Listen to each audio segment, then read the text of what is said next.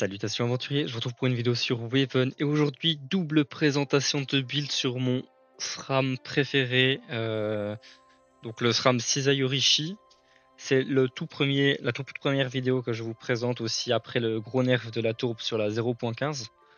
Enfin le tout premier build que je présente basé sur la tourbe, hein. Je sais que j'ai déjà présenté deux builds autrement. Donc voilà, ici ça nous permet justement de voir un build tourbe après le nerf. Donc il y a plusieurs raisons qui ont fait que j'ai choisi ce personnage. Déjà, premièrement, l'un des builds que je vais vous représenter aujourd'hui, en fait, n'a pas bougé d'un poil, hein. C'est exactement le même, que ce soit anneau, brassard, compagnon ou sort, passif, etc. Exactement la même chose. Donc il m'a pas pris beaucoup de temps à Theorycraft, hein. Du coup c'était très très facile de ne pas le changer en fait. Et le second build est un build qui m'est venu assez naturellement et qui permet en fait une approche beaucoup plus facile sur le personnage. Il y a eu quelques questions qui sont arrivées dans les commentaires sur ce SRAM, sur le build que j'ai présenté par le passé, qui me disaient est-ce que c'est possible de jouer en équipe? Et souvent je répondais bah c'est compliqué étant donné que le build est vraiment dur à jouer. Et donc si en plus on doit prendre en compte qu'il y a des alliés dans l'équipe, c'est tout à fait injouable. Enfin, ou très difficilement jouable. Ici, du coup, je vais vous présenter un build qui est beaucoup plus accessible pour jouer en multi ou qui est tout simplement plus accessible si vous voulez pas vous prendre la tête. Le premier build est très prise de tête, c'est quand il faut pas mal de temps en fait pour justement apprendre à le jouer. Donc voilà, l'autre raison qui fait aussi que j'ai voulu vous présenter un build assez rapidement après ce nerf, en fait, c'est tout simplement parce que dans une première vidéo, il y a 2-3 vidéos, j'avais partagé justement une vidéo qui parlait du nerf de la tourbe et du fait que je voulais vous repartager des builds, les builds précédemment partagés. En fait, je voulais vous les refaire après le nerf, avec une adaptation afin de les améliorer, etc. Je me suis rendu compte qu'en fait, ça prenait beaucoup plus de temps que ce que j'avais pensé à la base. Je pensais vraiment que juste un ou deux passifs changeaient, un ou deux sorts, peut-être un ou deux anneaux, et puis le tour était joué. Absolument pas, c'est beaucoup plus dur que ça. Il y a certains builds qui sont vraiment, qui ont pris un sacré coup dans les dents, qu'il va vraiment falloir adapter beaucoup plus loin que ce que j'avais pensé. Et pour eux, justement, il faut que je réfléchisse en fait beaucoup plus. Puis j'ai moins le temps de jouer qu'avant.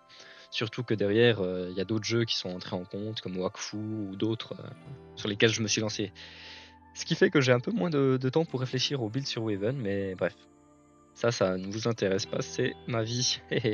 Vous n'êtes pas là pour ça. Donc, parlons du coup du premier build, le build réseau, le build que je vous ai déjà partagé.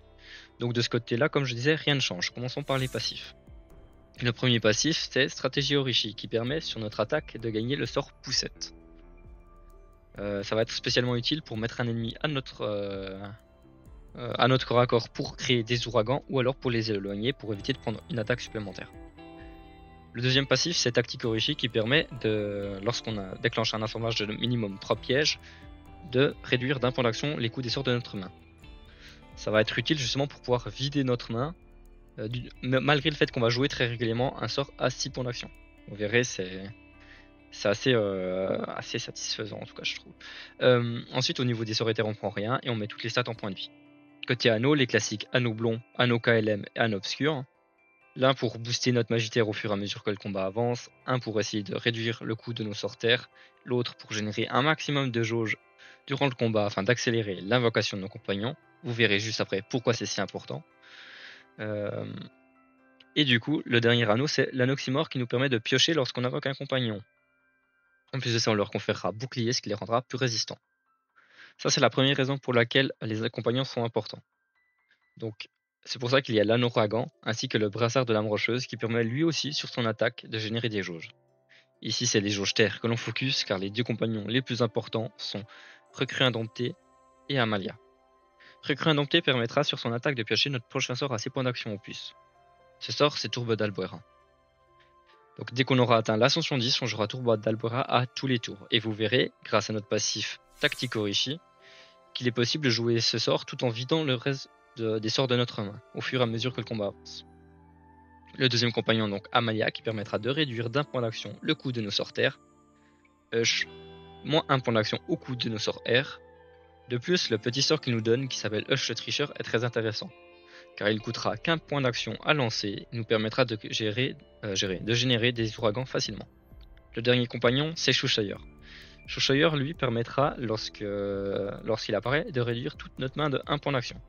De plus, s'il crit, notre premier sort a 2 points d'action en moins. Donc c'est vraiment très efficace pour pouvoir faire un très gros tour de burst avec le personnage.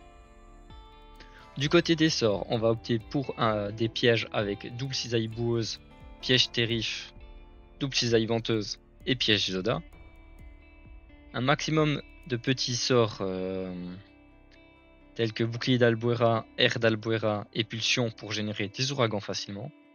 On a également ce piège là dont j'ai oublié de parler, piège attirant, qui permet d'attirer les cibles jusqu'à la case adjacente au piège. Ça permet typiquement de faire de déclencher des passifs là, tactique Orishi, des assemblages.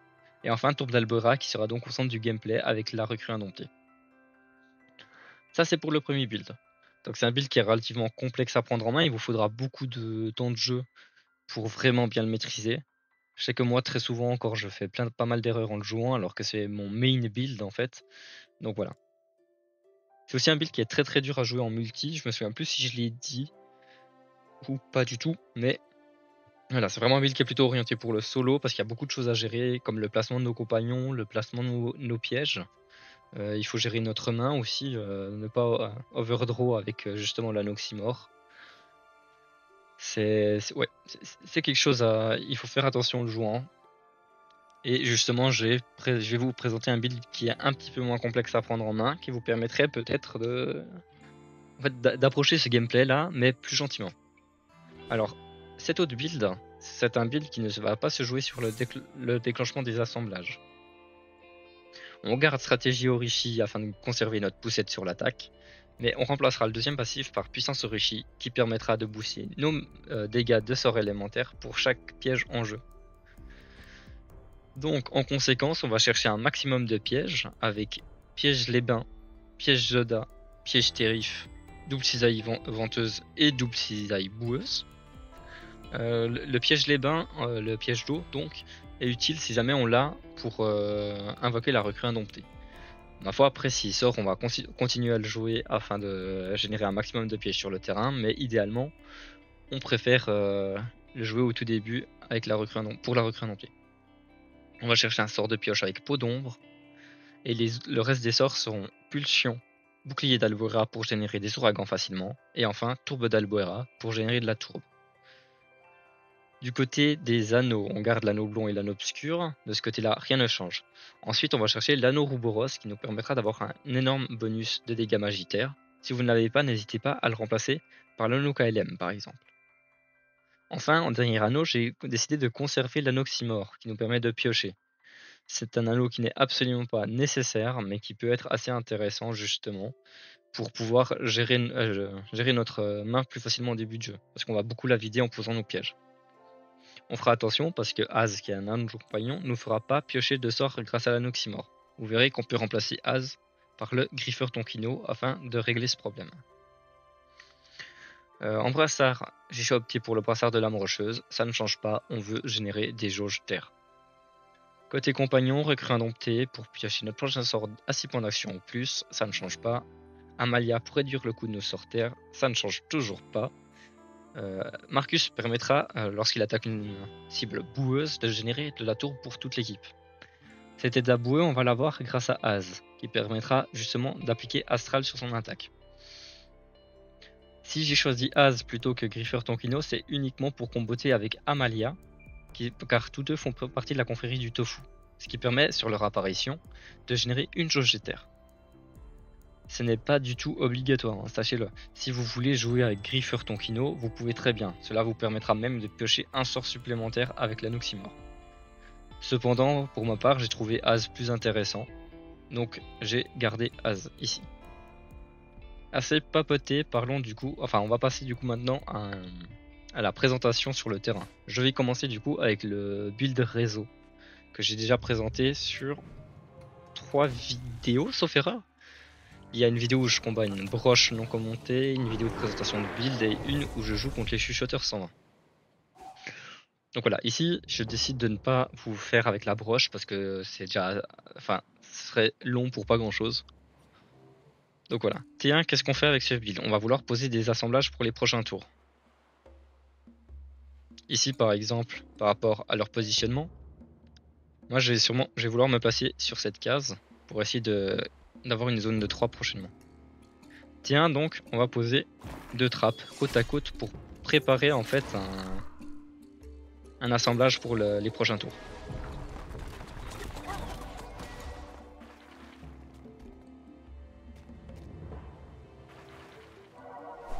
Donc voilà, j'ai une zone de 3.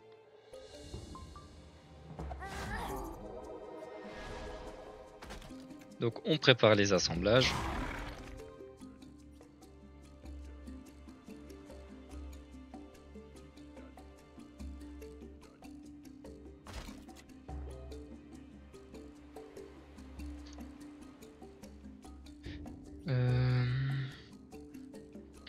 Ici, par exemple, la poussette ne me sert pas à grand chose parce que quel que soit l'ennemi que je repousse parmi ces 4-ci, ils pourront quand même m'atteindre. Et si lui, que je le repousse ou pas, en fait, il pourra pas m'atteindre. Mais comme les autres peuvent forcément m'atteindre,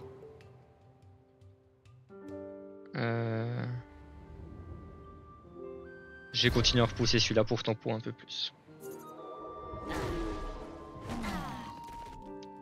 Donc voilà, là c'est un tour qu'on va prendre très très cher.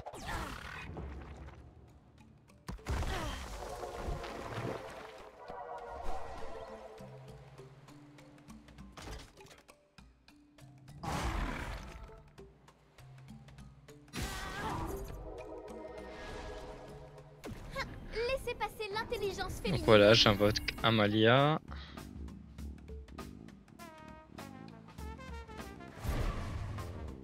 On va commencer à générer, enfin à déclencher justement nos assemblages.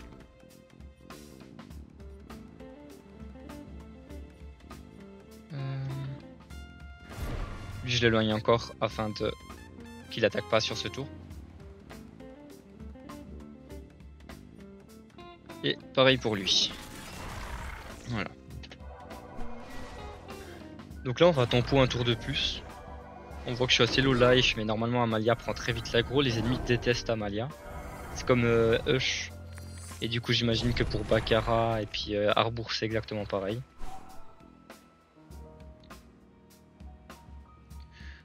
Donc ici.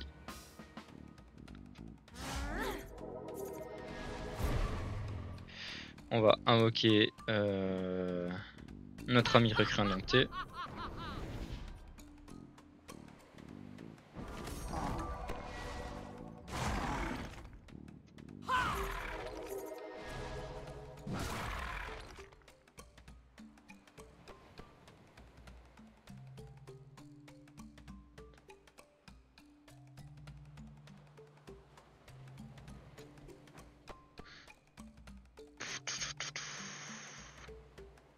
Je sais pas trop si j'invoque Hush ou pas. Je vais prendre le risque de pas l'invoquer. Je suis désolé, je parle pas beaucoup parce que c'est un build justement qui demande pas mal de concentration.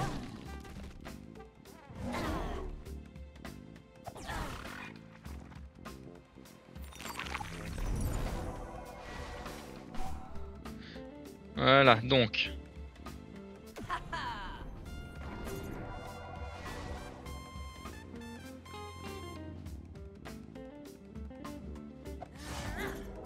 Ici, lui, je le rapproche, ça me permettra de générer un ouragan facilement.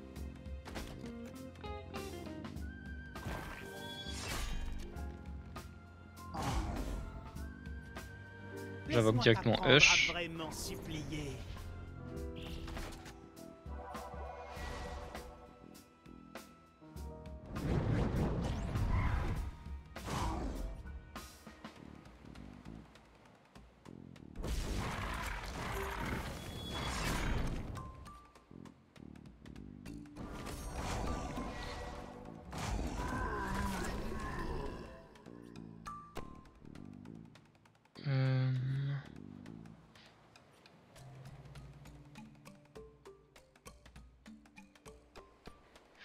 Là je réfléchis, est-ce que j'ai besoin de réduire encore ma main? Mais je pense pas maintenant. Après comment est-ce que je positionne mon sort? Est-ce que j'ai vraiment besoin de le positionner, de le poser maintenant? Est-ce que j'attends le tour d'après? Je pense que je vais juste poser Chouchailleur ici.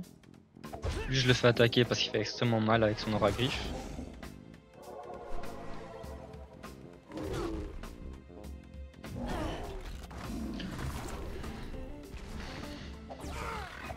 Ça c'est assez prévisible, c'est assez courant chez les cracklers qui déclenchent nos assemblages en se suicidant. Enfin les cracklers ou tout autre hein, d'ailleurs.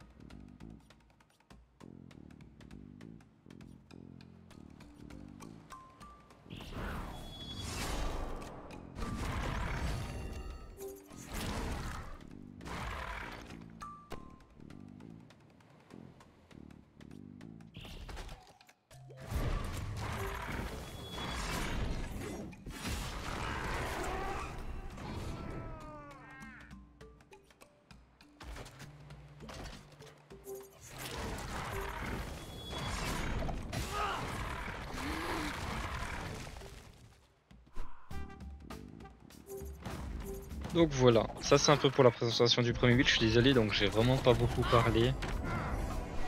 Ça doit... je pense pas que ça ait dû être génial à regarder, mais voilà, comme ça vous fait un peu une idée de la manière dont il se joue, donc il faut vraiment réfléchir justement à comment poser nos assemblages, à comment poser nos compagnons, comment les positionner après quand ils attaquent. Voilà, donc c'est le build un peu prise de tête on va dire, mais vraiment une fois qu'il est pris en main, ça prend un peu de temps mais une fois qu'il est pris en main, il est vraiment super agréable à jouer.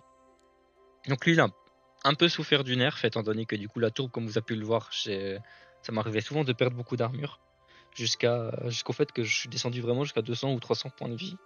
C'est quelque chose qui m'arrivait pas du tout avant. Mais malgré ça, ça reste un build qui est tout à fait jouable en l'état actuel. Alors, contrairement à avant, il fera pas mal moins de contenu, mais c'est quand même ok dans la majeure partie des cas. Les combats niveau 120 il les gère, les combats niveau 100, enfin les donjons niveau 100 il les gère. J'ai pas testé sur les contenus Albuera.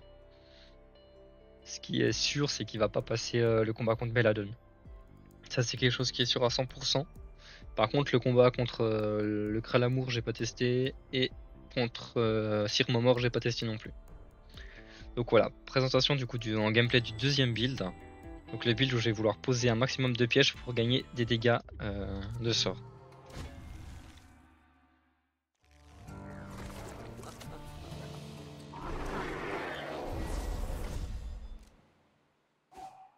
Voilà, ici la manière dont j'ai posé mes pièges est tout à fait différente. Je vais pas vouloir poser des assemblages proches des ennemis, mais des pièges loin des ennemis.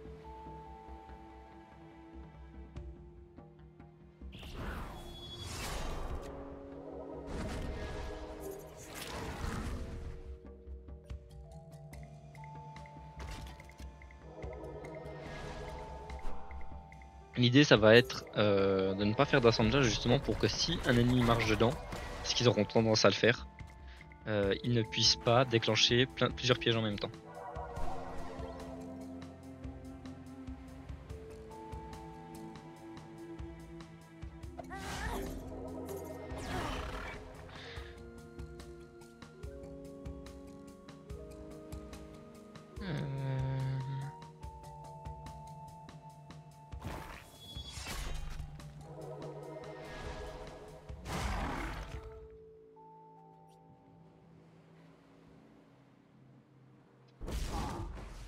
Voilà, lui j'ai logné pour pas qu'il puisse m'attaquer. Lui malheureusement, il va forcément pouvoir me toucher, donc j'ai continué à logner celui-ci qui est une menace pour le moment.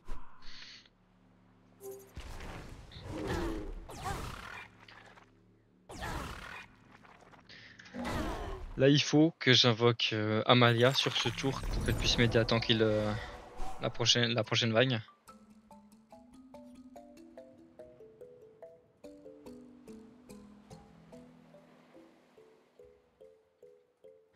Je vais attaquer ici.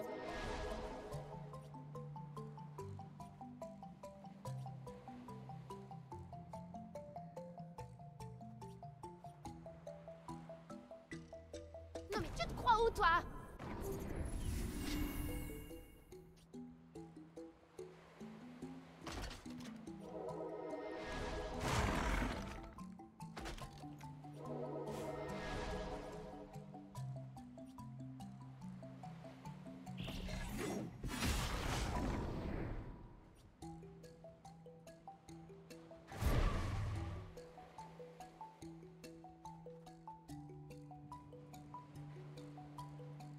Là ici, j'ai potentiellement mal joué, on verra ce que ça donne. Mais je pars du principe qu'ils vont en vouloir à Amalia et qu'ils vont aller la taper. J'espère juste pas mourir, ce serait con. Ok, ça va. Normalement elle prend aussi l'aggro dessus là, voilà. Ah ça j'aime pas par contre. Ah ça c'est vraiment pas cool. Bon c'est pas grave, normalement. Normalement c'est pas trop grave. Miaou, tu me hérisses le poil. Donc je vais continuer et à poser mes pièges. Ah j'ai mal joué, j'aurais dû me poser là. Bon, my bad.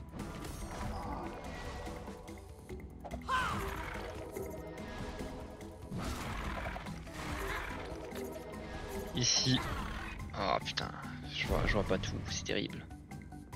Je suis myope. Voilà. Donc l'idée ça va être de poser des pièges un peu partout sur le terrain, de faire en sorte de pas créer d'assemblage.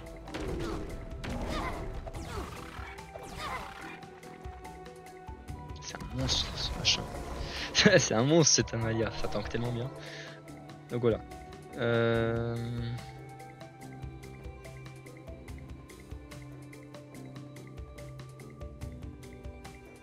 Donc ici pareil, Marcus ça me sert à rien pour le moment de l'invoquer. En fait j'aurais dû invoquer, j'aurais dû essayer de tempo un peu mieux pour pouvoir générer plus de jauge de terre avec l'anneau obscur. Là j'ai pas très bien joué de ce côté là.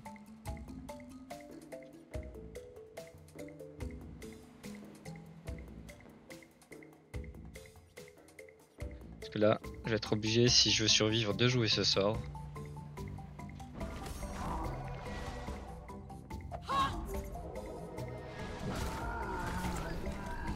Donc là c'est assez bien. Ça c'est assez bien fait. Voilà.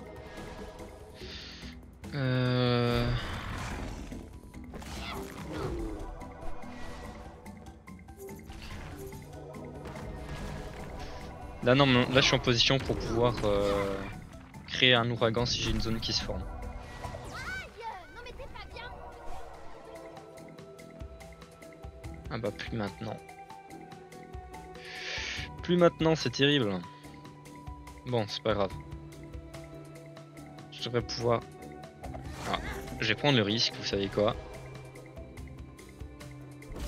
Voilà. Je vais prendre le risque d'invoquer Az et Marcus sur ce tour. Ah, ça c'est dommage ça.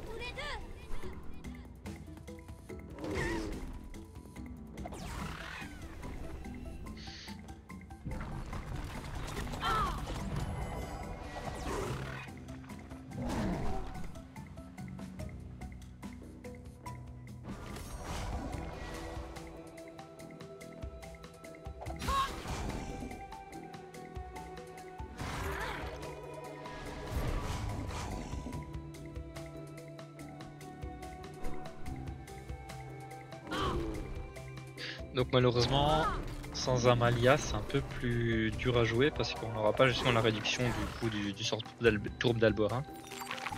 Le sort sera pas du tout réduit par le fait qu'elle soit là et donc c'est plus dur de jouer plusieurs sorts en même temps.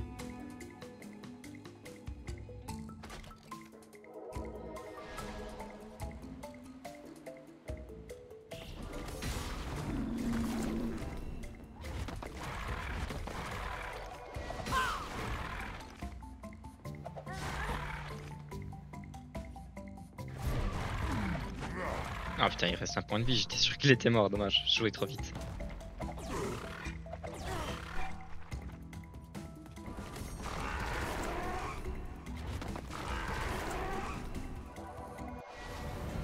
Donc voilà, on peut voir que sur ce build-ci, justement, j'ai beaucoup plus de dégâts sur le sort tour d'Albera. Par contre, justement, le gameplay entier est concentré autour de celui-ci. Là où l'autre, on va vouloir justement jouer des assemblages, un peu avoir un gameplay un peu plus SRAM, si je peux dire.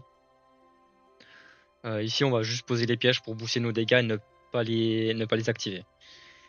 J'ai fait pas mal d'erreurs étant donné que et Amalia et Az sont morts. Ça, j'aurais pu l'éviter.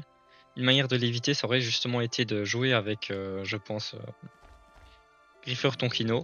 Étant donné qu'ici, j'ai pas eu des zones d'ouragan assez longtemps pour pouvoir invoquer Az avec des jauges éthers. Là où j'aurais pu invoquer en fait Griffer Tonkino beaucoup plus rapidement dans la partie.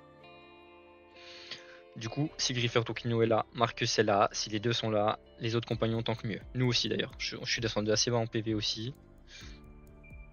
Mais voilà, donc c'est juste pour vous montrer un peu une globalité, une alternative justement au build qui est plus accessible. Après à vous justement librement d'adapter. Si vous voulez mettre Griffer Tonkino à la place de Az, c'est possible. Si vous voulez remplacer l'anneau Rouboros parce qu'il n'est pas assez monté, c'est possible. L'Anoxymore pareil, hein, il n'est pas nécessaire, même si je trouve qu'il entre très bien dans le deck. Vous pouvez facilement du coup aussi les remplacer. Si vous voulez un truc un peu plus sécure, vous pouvez aussi jouer avec le combo Anneau Ordure, Anneau Taku et Rouboros qui vous permettra de générer beaucoup plus de rochers et donc aussi de vous soigner sur ces rochers. Ça permet de temporiser si vous estimez que votre tourbe n'est pas suffisante. Voilà. Donc j'espère que ces deux builds vous auront plu, que ce second build qui est du coup une alternative au premier pourra peut-être vous satisfaire davantage, si jamais. Et je pense que j'ai pas grand chose à ajouter. Donc voilà, juste un petit rappel pour les prochains builds, ça mettra un peu plus de temps que prévu justement à arriver, étant donné que c'est plus dur pour moi que ce que j'avais imaginé de les refaire après le nerf. Sur ce, à bientôt pour une nouvelle vidéo.